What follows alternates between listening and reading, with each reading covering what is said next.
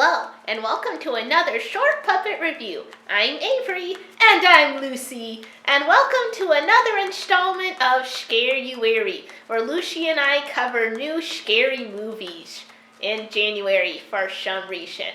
Yeah, so we saw The Turning this weekend, which is this story about this lady who goes to be a governess or a nanny or whatever to these two rich kids, and some weird spooky ghost stuff goes down. Is it all in her head, or is there more to the story than we realize? That was me attempt at trying to hype it up. And I enjoyed this in a goofy way. I enjoyed it more than The Grudge because something actually happened. It wasn't boring. It was interesting. Yeah, that's one way of putting it. It's set in the 90s for some reason, but it's an interesting setting point. We don't really see a lot of things set in the 90s. Yeah, especially with Finn Wolfhard. He's usually an 80s themed stuff, am I right? I'm gonna be doing these jokes the whole time. I got a whole bunch of Finn Wolfhard jokes. Oh, what's wrong with you? Well, okay, can I say my bit to explain? Yes, because I am interested. Yeah, alright. So, Lucy's right. This was a lot more interesting, and it kind of unfolded like this murder mystery where something horrible had happened to the previous nanny. They weren't sure what. She just suddenly disappeared and vanished. So this new woman, who's named Kate, her name was Kate, she starts having all these strange things happen to her. And especially when the brother comes back from boarding school, because Kate's only been tasked with taking care of the little girl, who very much acts kind of like a normal little girl who's grieving the loss of her parents.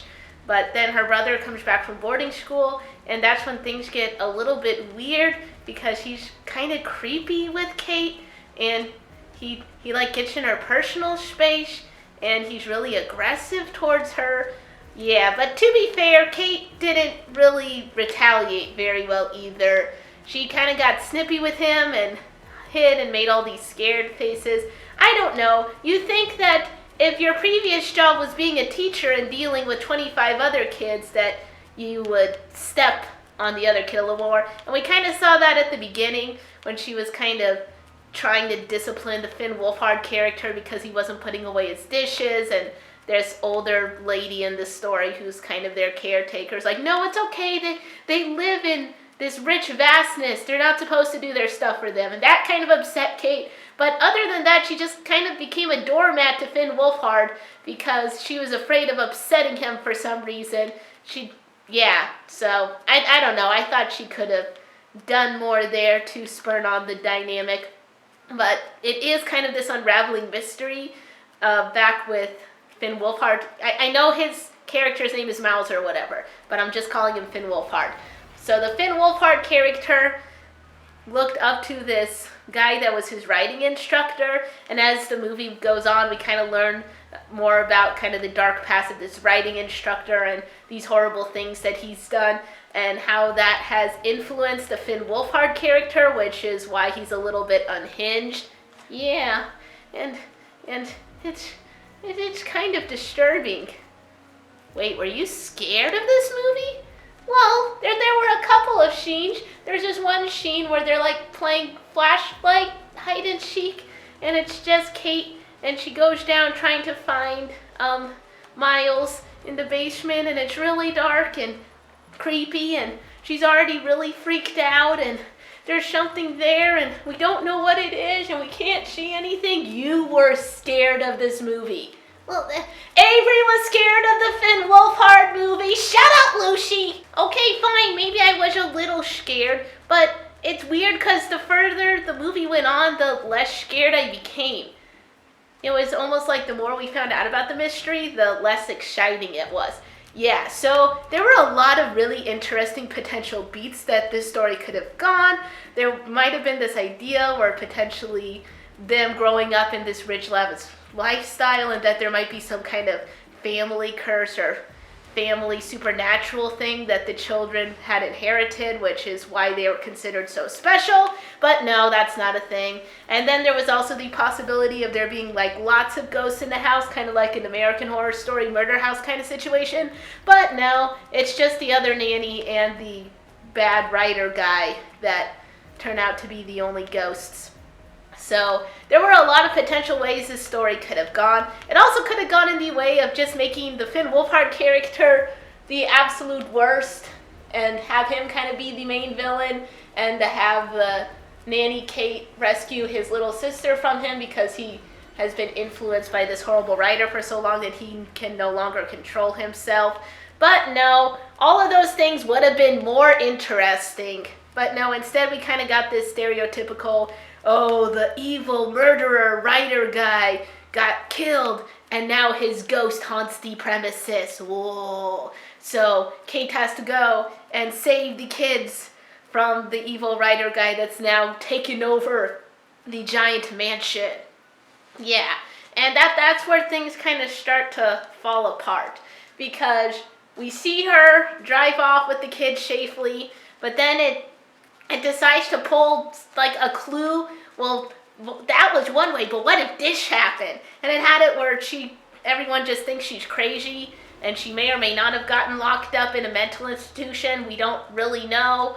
And then there was like this whole thing where her mother was growing ill and stuff too. So they tried making like comparisons to that. I don't know. It just kind of fell apart at the end, and that's where I stopped becoming scared, because it seemed like it was trying to prompt a sequel for some reason, even though there really isn't any sequel potential here.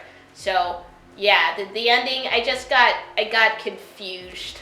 That's all. I went from being scared to being confused. Yeah, so overall, a lot of interesting story beats, but they didn't really execute them or go into the ideas very well. I know that this was based on a short story, so maybe that had something to do with the short story. I don't remember. I kind of want to read the original short story now, because that might be more interesting than the movie we got.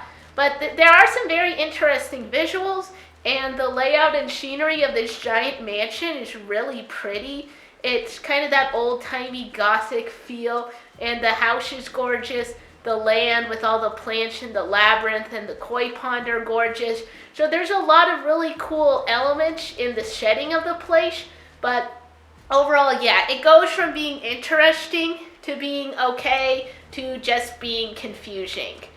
So yeah, that's all you gotta say. Yeah, I'm finished now. So there you have it, The Turning.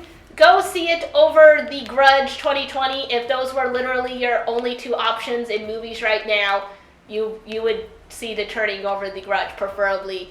But overall, in terms of it compared to other horror movies and stuff, it doesn't quite make the mark. It's kind of up there along the lines of The Boy for me. If anyone remembers that scary movie, The Boy, which that's getting a sequel. That should be interesting. Oh, do we have to review that too? It's almost the end of January. But this is Scareyuary. And you know what other month ends in airy? February? February. Oh no. That's right! Scareyuary is going to be through January and February. Why did I make this my New Year's resolution? So, thank you for coming to see our weirdly paced review of The Turning. I feel like that this review was all over the place, but that was kind of the movie too, so it makes sense. Sure, but whatever helps you sleep at daytime, Bat. But if you like this, make sure to put a pause up and press that like button. Comment below on your thoughts of the movie if you've seen it, or maybe your thoughts about Finn Wolfhard and his stuff in general, because Finn Wolfhard is super cool, and he just looks like young Dan Avidan to me.